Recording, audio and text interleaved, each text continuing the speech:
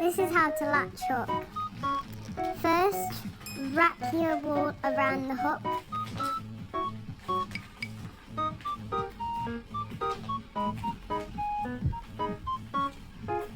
Just like that.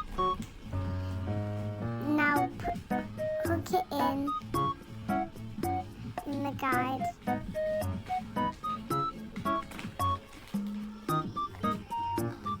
Now wrap it round on top of the hook. Like so. Make sure you don't let go of it. And wrap it round. It should close up and pull. There you go, and you should have a nice neat knot like that.